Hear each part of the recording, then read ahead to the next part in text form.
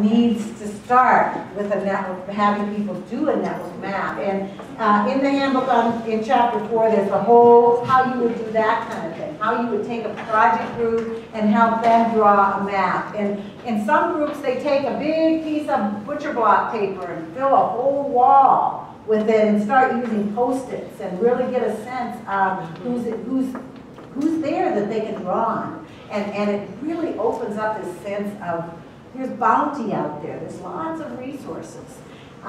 You know, what you were doing is more what I call your friends' friends. So you were trying to find out. So Skip here is trying to help LaToya connect with Carlotta. So, you know, it's that kind of thing where you're finding a friend of a friend. But often in a project, there's people who are missing who need to be at the table there, who need to be coming in. And the visual thing, again, helps people see that. You can also, if you're doing a big change project, like I recently did a map of every group, activist group and foundation that was working on criminal justice in the entire United States. It was, and oh boy, did we, and it's reports on the internet somewhere, but you know, it was really interesting, especially the organizers were really awesomely networked. The funders, you know, they were not networked with each other. And so, you know, you wonder, well, why are things not really moving along? Because the lessons learned from one project aren't being shared with other foundations. So you can do this on any level, and it can be very, very powerful kind of thing. But nothing like just getting a magic marker and getting a bunch of people to draw it together. Do you know of any free software that can help support it so it can kind of live and grow? Well, it is a problem that, you know, free software, yeah, I have some that is fabulous, but it's still, the ownership is just being worked out and stuff like that. But yeah, I will, if you go on the Facebook page for Network Weaving, there's a whole group, and there's this guy, Ken Vance Borland, who's out in Oregon, who's very generous with talking about all the different kinds of software and helping you think through that. So if you even send me an email, I will introduce you to Ken. Is there anybody in the room that knows of software? It's free. Okay. Well, isn't this very similar to LinkedIn? Yeah.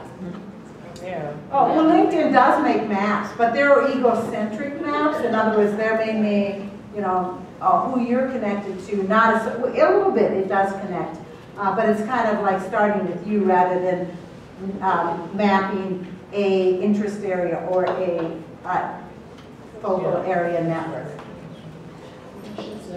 Yes, okay. So one thing, June's going to shift to the next thing, but one thing, we didn't do this yesterday in Sabathani, and so this is thanks to Michael Bischoff. I think we did it today. Part of what happened is that it still felt really fuzzy for people. The reason I'm telling you this is that in your book, we're not going to use it today, but there is an Assess Your Network tool. So feel free to take that back, and it's really interesting. June's laid out some things on different relational networks versus action networks versus support networks versus intentional networks. It goes back to what Kate asked, you know, as she zips out the room. Bye, Kate. Okay, bye. So feel free to use that tool, and then in the book there's chapters on these different types of, a relationship map is really what you did, which would be different than an action network. You can go to those around. Okay. Okay, so the third little thing, we don't have a whole lot of time, but we're going to try to touch on, because this is the question everybody has. How do I get other people than me to do the work? That needs to be done. Right?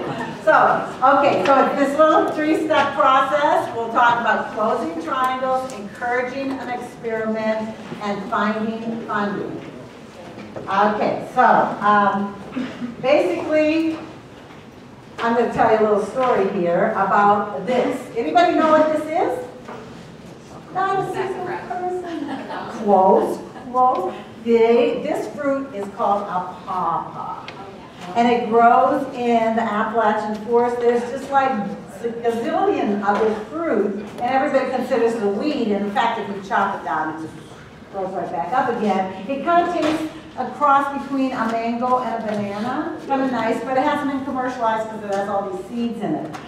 But there was a fellow in our community who is become insane about pawpaws. He's obsessed by them. He feels like this is an untapped resource for our community. And in fact, you can laugh, but he's created millions and millions of dollars of economic activity from the pawpaw. And I'm going to tell you how. So it started with a staff person went out and talked to this pawpaw guy, listening, asking probing questions. And it finally kind of settled on, he was really thought this idea of a festival around the pawpaw would be really a great way to start getting information out about how valuable pawpaws were. And so the staff person took the pawpaw guy and introduced him. He lived near a village that had about 300 people in it. And it had a little village council chair who was really concerned about his village, and it was starting to had been dying for a long time, and brought those two together to talk about a festival. Now they were very different people, culturally and every way, except they both cared, and they had this common kind of thing. Hey, if we could get this pawpaw festival happening, it could really jumpstart the economy of our area. So introduce, and then the staff person kept calling up, oh, how was your meeting with this person? Oh, well, maybe I'll come to the next one and help get back on track. But they didn't do the work at all. They supported those two to do the work. So this is called closing triangles. So you think about in your network, somebody who has some sort of passion, interest, and if you don't know, how can you ask questions to really find out what people's passions are? And then you need to think about somebody that's going to be a complement. They have something that's similar, but somehow they're different and they can maybe benefit each other.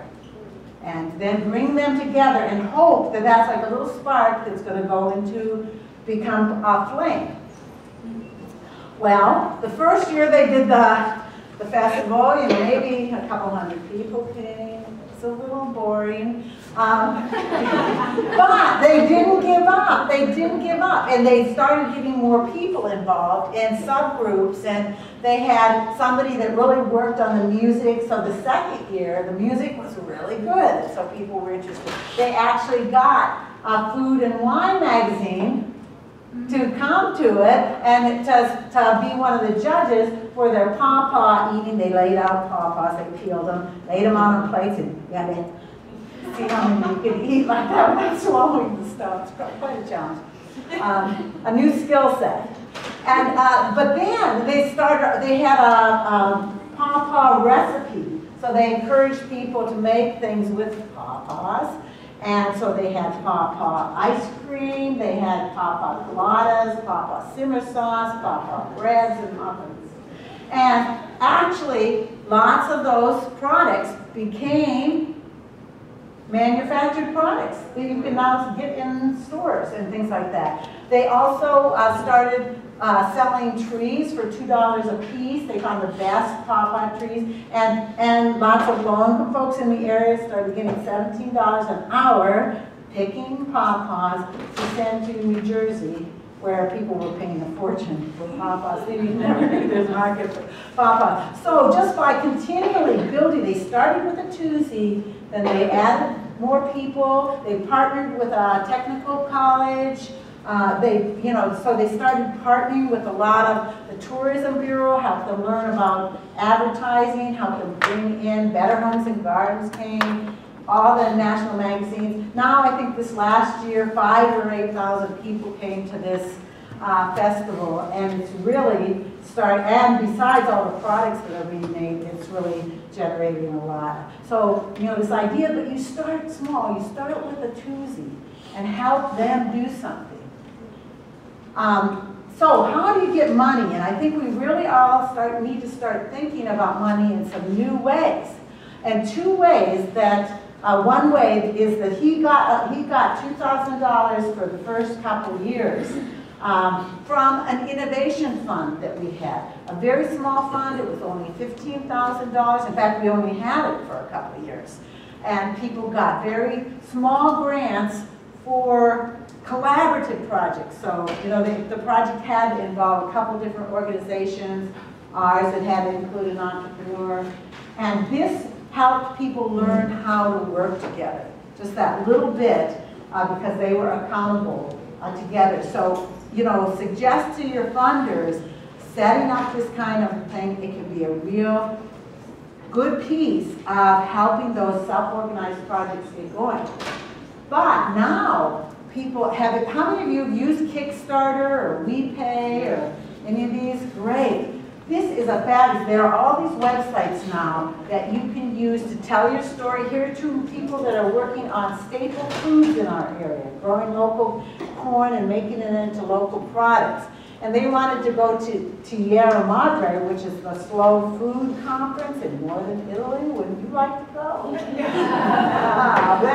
They have raised, now at the last count, I think it was like $4,000 that they've raised, but just by getting out, you know, there was a little video they made on why it was important to go, and people just gave $100 here, $5 there, and this is fabulous. If you have a project that needs just a few $1,000s doing this, then you have to do other kinds of, you have to send out an email, get it in the local paper, or whatever, but groups can raise. I mean, the last one I saw that somebody raised over $1 million for a project using Kickstarter. So, you know, so this is theirs, you know, but you're going to need money to get the center of energy from you out to other people. Little bits of money really help those projects take off. Okay, so, Pal. Oh, I'm sorry. I think it's buzz among yourselves. Buzz, buzz. Okay, so wait, what I thought we could do is do a little choosy. Yeah. Choosy, so you're going to leave that? You want me to? You do okay, I'll do it. Okay, so how about if we just, for one little more wrap-up, before we get into the real wrap-up part, if you just, again, talk to somebody that you haven't talked to before, but think about who would be the most critical two people that I could connect that would generate the most energy if I brought them together in the next 2 weeks or so. Who am I going to connect?